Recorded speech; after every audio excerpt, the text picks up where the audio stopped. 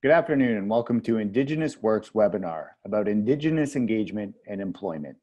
This may be a refresher for some of you, but for others, just getting interested or started in your Indigenous engagement journey. Indigenous Works is a not-for-profit ISCO certified organization with the mandate to improve the inclusion and engagement of Indigenous people in the Canadian economy. Since 1998, it has developed many tools and services designed to help communities and organizations improve their Aboriginal recruitment and workplace inclusion strategies. We take an organizational development or an OD approach to Indigenous engagement and employment. We work with corporate Canada and Indigenous groups. With one foot in the corporate world and one foot in the Indigenous world, our ability to understand both corporate and Indigenous perspectives is what makes us different. Visit our website for more information at www.indigenousworks.ca. What do you need to do to be effective in Indigenous engagement and employment? Well, it's much more than HR systems and engagement practices. It requires you and your company to have an understanding of key policy development and Indigenous priorities. The one we are focusing on today is the Truth and Reconciliation Commission, or the TRC. Many of you have probably heard of the TRC. There's been lots of media coverage in the past couple of years. You may have wondered about why this issue is getting the attention it has and what it means for you and your business. We're going to delve into the TRC and why it's important and what you as an employer can do to address the TRC corporate call to action. At the end of the presentation, we will tell you more about how Indigenous Works can help you in order to respond to the TRC's calls to action. When we talk to employers who haven't done too much in Indigenous engagement or employment, we find that there is a certain level of caution when approaching this subject. You're not sure where to start.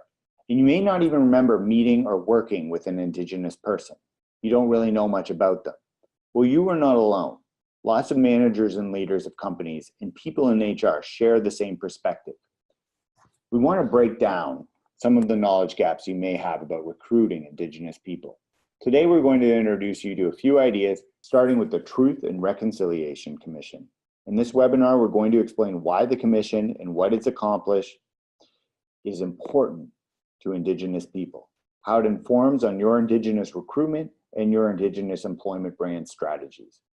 By the way, you may have noticed I use the term Indigenous rather than Aboriginal. We use the two terms interchangeably, but as time moves along, we are finding that more and more people are using the term Indigenous. We use both terms in this webinar. So with that introduction, let's start this webinar with some remarks about the Truth and Reconciliation Commission. For some of the material we are using here, I want to thank former Grand Chief Phil Fontaine and professor and lawyer Kathleen Mahoney. In his capacity as Grand Chief, Phil Fontaine played a pivotal role in the steps leading up to the Government of Canada's formal apology to Indigenous people who attended residential schools, as well as the legal settlement associated with that history. And now a little more background about the residential school system. You'll see from some of the history why this is important to Indigenous people and ultimately to you as employers as well. The Canadian Indian residential school system was in place from 1879. Funded by the Canadian government's Indian Affairs and Northern Development, the policy was to remove children from the influence of their families and culture and assimilate them into dominant Canadian culture. Over the years that the residential school system operated, there were as many as 150 such schools like the one pictured above. They operated for 10 months of the year, and Indigenous children didn't have a choice whether to attend.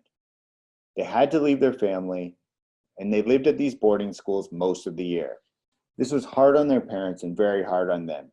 Imagine communities with no children, no laughter, and the loneliness the children experienced as young as 5 years of age. We couldn't begin to describe here the impacts that this system had on the children who attended, as well as their families. Many of the people who attended residential schools report a loss of their cultural identity, losing language, and life skills. They grew apart from their parents, many reporting that when they were united, they felt a sense of disregard for them. Family and community bonds were eroded as family structures and social networks were broken down. The colonialist thinking that was behind the establishment and operations of the residential school system is hard for us to understand in Canada today.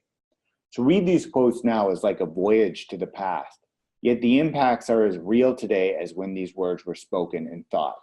Nicholas Flood Davin, in his 1879 report on the industrial schools for Indians and half-breeds, recorded that our objective is to continue until there is not a single Indian in Canada that has not been absorbed into the body politic.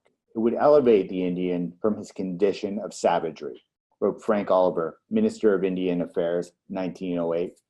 And Duncan Campbell Scott, who served as the Deputy Superintendent of the Department of Indian Affairs from 1913 to 1932, is now remembered for his words, quote, "We can't kill the Indian, but we can kill the Indian and the child," unquote. Killing the Indian and the child was what the policy intended. Beginning in 1920, there was compulsory attendance for all Aboriginal children ages 7 to 15 years. Children were forcibly taken from their families by priests, Indian agents, and police officers. It wasn't until much later that the full extent of what transpired in the residential schools became known and documented. The list of abuse and tribulations was rife. In due course, the Government of Canada apologized. In the Prime Minister's words, he regards the treatment of children in residential schools as a sad chapter in our history that separated over 150,000 Aboriginal children from their families and communities. He mentioned that the existence of these schools was justified under the assumption that Aboriginal cultures and spiritual beliefs were inferior and unequal. He finishes by recognizing that the policy was wrong and has no place in our history. He says, "The treatment of our children in Indian and residential schools is a sad chapter in our history. For more than a century, Indian residential schools separated over 150,000 Aboriginal children from their family and communities. Today, we recognize that this policy of assimilation was wrong, has caused great harm, and has no place in our history." Other apologies followed. In 2009, Pope Benedict apologized to residential school survivors on behalf of the Catholic Church. A few years back, Kelly Lindsay, CEO of Indigenous Works, had the honor of facilitating a presentation by Archbishop James Weisberger and former National Chief Phil Fontaine. As part of the healing and reconciliation process, Phil and his brothers adopted James as a brother, and Mr. Lindsay facilitated the story they shared with an audience of some 300 people. There was not a dry eye in the room. As part of the 2006 Indian Residential School Settlement Agreement, the Truth and Reconciliation Commission was established to oversee the process to provide former students and anyone affected by the residential school's legacy with an opportunity to share their individual experiences in a safe and culturally appropriate manner. To further fill the pieces in this history, in 1996, when the Royal Commission of Aboriginal Peoples, the RCAP, report came out, it included a chapter on Indian residential schools. In 1998, as part of Gathering Strength, Canada's Aboriginal Action Plan included the Statement of Reconciliation, learning from the past, in which the Government of Canada recognized and apologized to those who experienced physical and sexual abuse at Indian residential schools and acknowledges its role in the development and administration of residential schools. In 2001, the Federal Office of Canadian Residential Schools Revolution Canada was created to manage and resolve the substantial number of abuse claims filed by former students against the federal government. In 2004, an Assembly of First Nations report on Canada's dispute resolution plan to compensate for abuses in Indian residential schools led to discussions to develop the holistic, fair, and lasting resolution of the legacy of Indian residential schools. The Indian Residential Schools IRS Truth and Reconciliation Commission was established on June 1st, 2008, with an original mandate of 5 years. It went to 2015.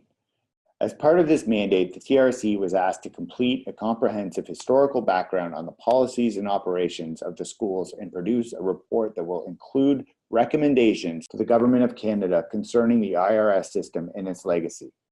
The Commission traveled the country and organized a series of events in Winnipeg, Inuvik, Halifax, Saskatoon, Montreal, Edmonton, and Vancouver to hear and gather accounts from people. It's important to stress that the process of gathering the stories and accounts of those who attended the residential schools was a unique one. Survivors told their stories, were believed, and these accounts were recorded. One of the volumes produced by the Commission was The Survivors Speak, which you can download and read when you visit the Truth and Reconciliation website. The information gathered informed the list of calls to action which the Commission produced. You can download some of the speeches delivered by Senator Murray Sinclair by Googling Sinclair or the TRC. They are powerful testaments to the work of the TRC.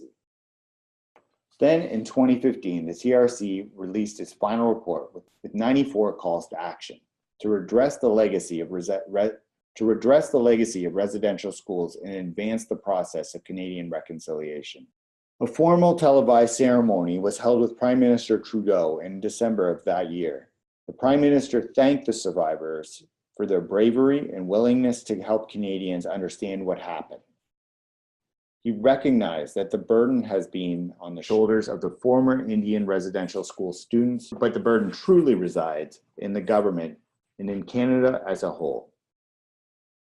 The report by the TRC contained 94 calls to action, urging all levels of government, federal, provincial, territorial, and Indigenous, to work together to change policies and programs in a concerted effort to repair the harm caused by residential schools and move forward with reconciliation.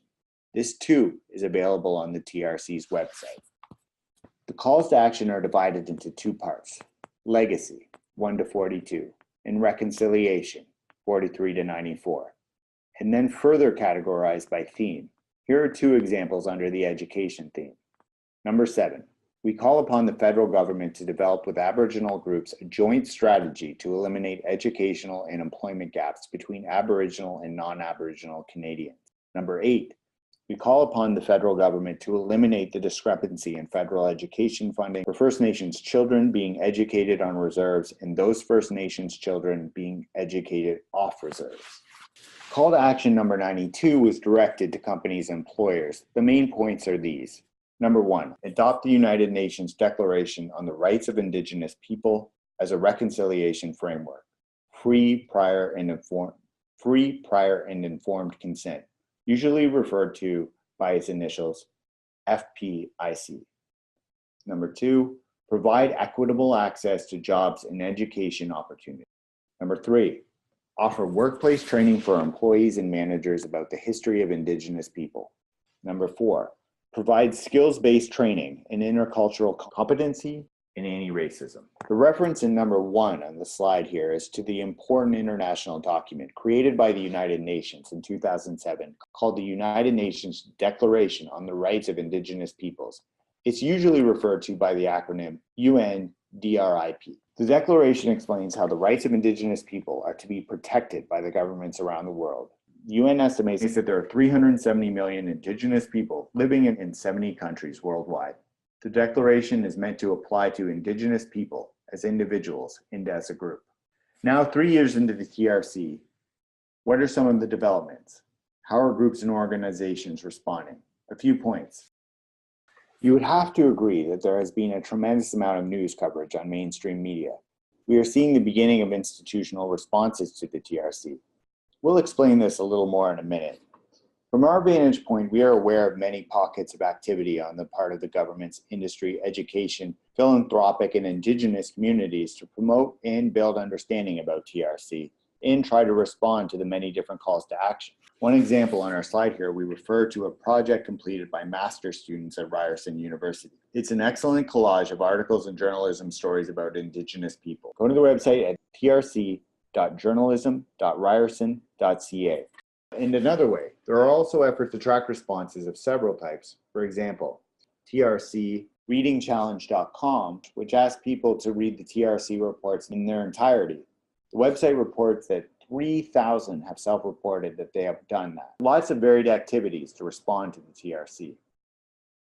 On the business side, we see leaders like Perrin Beatty, the head of the Canadian Chamber of Commerce, has established a committee to help frame some key questions and perspectives about TRC from the business community's perspective. The Chamber published a report in 2017, which is worth reading. It's on their website. The Honorable Perrin Beatty, President and CEO of the Canadian Chamber of Commerce, said, "Reconciliation is not a responsibility that is solely facing government or even business, but a challenge facing all Canadians." This quote is an important one. The single most important thing is education. What was striking to me when I took a look at the survey that was done of businesses was the number of businesses who simply weren't aware of the issues involved and weren't aware of the opportunities. What we need to do is to begin to develop relationships, help to ensure that businesses understand both the opportunities and the challenges that are involved, and simply get them started. Increasingly, for Canadian businesses, the issue of how do we attract people with the skills that we need and hang on to them, particularly in remote and rural areas when you're dealing with so many projects that we have. This is an issue of growing importance for us. The fastest growing segment of our population, particularly in Western Canada, is our Indigenous population. This is a resource which today we aren't using the way that we should. So we can either see the relationship between Indigenous and non-Indigenous Canadians as a problem, or we can see it as an opportunity. The most successful companies that I know see it as an opportunity. Perrin Beatty highlights the importance of education, so businesses are aware of the challenges and opportunities when it comes to Indigenous engagement and employment. Notwithstanding these many pockets of activities which have amplified understanding about the TRC and efforts to respond to the various calls to action, major changes is still like turning an ocean liner. It takes time. In one of our previous webinars, we mentioned Indigenous Works' own Indigenous survey of business published in October 2017, with a somewhat dismal finding that only 25% of companies we surveyed reported an awareness of the Truth and Reconciliation Call to Action number 92. So on balance, we would have to say we are seeing a mixed level of response to the TRC. The sheer level of mainstream media attention paid to the TRC makes one wonder why awareness about it registered so low on our business survey. It's puzzling. One explanation is that the TRC lacks metrics and the systems and means to track varied responses across a wide cross-section of society, in the Indigenous community, and in the federal and provincial governments. TRC remains a high-profile matter, and we believe that businesses in the public are going to be hearing more and more about the TRC and what Canadians should be doing to respond in a more formal way to the various calls to action. And now we want to talk a bit about what companies can do to respond. In summary, you can expect to see a lot more about the TRC. Indigenous relations are an important subject to our current government, to members of the business community, and to other parts of society. More media attention is anticipated, and this will spur public opinion about Indigenous well-being in Canada and the need to employ Indigenous peoples throughout the different sectors of the economy. We have 4 suggestions on how to get started. Here are some tangible things you can do to respond to the TRC. Number 1, first educate yourself. Go to the TRC website and read the reports and calls to action. It's at www.trc.ca. Number 2, ask yourself if there are some things your company is already doing that could be reframed as your official response to the TRC. Number 3, perhaps you could facilitate a dialogue about the TRC in your workplace to elevate awareness and understanding. Number 4, encourage your leadership to speak up about the TRC and tell your clients, stakeholders, government, and the TRC what you are doing. And 2 other suggestions as well. Number 5, develop and deliver the training and awareness programs needed for your staff and managers. Number 6, create an Indigenous advisory committee or team within your workplace to guide some of these activities. Remember, your company's response to the TRC action item number 92 is a signal to prospective Indigenous employees. We recommend a deliberate and purposeful response. This will require a dialogue within your company to get your employees thinking about contributing suggestions for a thoughtful response. An assessment is needed about what you are currently doing and what you plan to do with the action items. This is not mandatory to Indigenous recruitment, but the exercise is good for your company, both to strengthen your reputation and to help you recruit more Indigenous people. Jennifer Griffith, Executive Director of the Food Processing Human Resources Council, talks about the need of creating a strategy that works for Indigenous employment. We are looking for people, and as that Indigenous workforce or population is one that's on the rise, we need to be able to tap into that. So there are some food companies who have had some experience, with bringing on Indigenous workers, but there needs to be an overall strategy in place that we can spread across the country and try different methods. But awareness is a big key factor. And I don't think all the companies are aware the population is there or how to even approach them. So that's what we've heard at a recent series of roundtables with the meat sector in particular, that they're just not sure how to go about having a strategy that they can move forward with that's going to work, because their experience to date has not been very successful.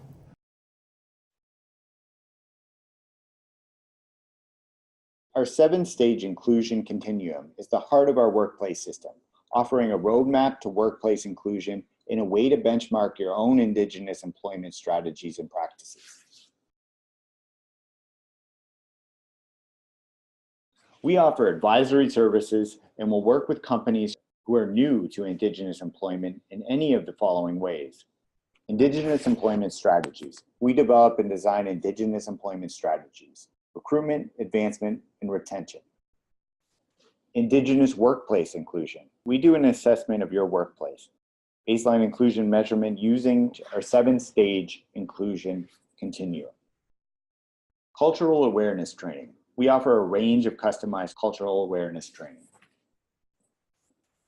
For companies that already have some experience in Indigenous employment and want to do more, we have more in-depth advisory tools to offer. Indigenous Employment Systems Review. Comprehensive review to ensure that your employment practices are nuanced to Indigenous needs. Indigenous Workplace Barometer. Staff interviews and a proprietary 9-point methodology is used to analyze the critical barriers you are encountering in your Indigenous employment efforts. We want to thank you for listening to our webinar today. Miigwech. If you have any questions or need assistance, please call us at Indigenous Works. Visit our website at indigenousworks.ca for more information. We can help you with your Indigenous engagement strategies, employment strategies, and workplace inclusion efforts. Getting started is sometimes the hardest part. Equipping yourself with the right knowledge and familiarizing yourself with Indigenous people, their history, and current landscape is a good foundation.